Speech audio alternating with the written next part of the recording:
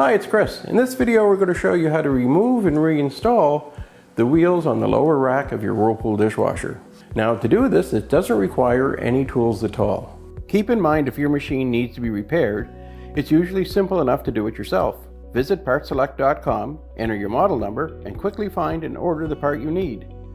Some of the reasons you're going to be looking at wanting to remove and reinstall the wheels on the lower rack of your Whirlpool dishwasher is over time through normal wear and tear.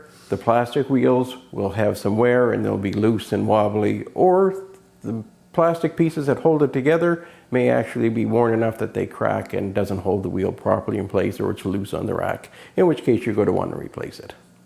So the first thing we want to do, of course, is open up the door of your dishwasher, pull the dishwasher rack out, and anything you may have in there, any dishes or silverware, you're going to want to remove those so the rack is completely empty.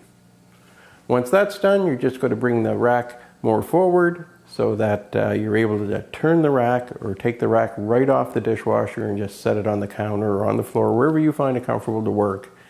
And you're going to take a look at that wheel assembly, and you can see it basically just slides up and snaps into place on the dishwasher rack.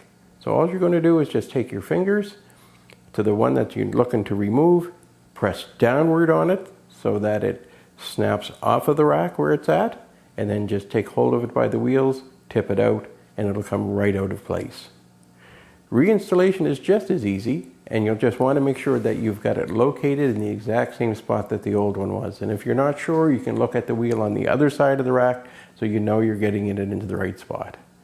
So once you're sure as to where you're mounting it, you're just going to bring the top of that wheel assembly, slide it into its proper position, bring the lower half in, so now it's parallel with the rack, and then you're just going to push upward till the wheel assembly snaps into the rack, and it's now secured and you're good to go.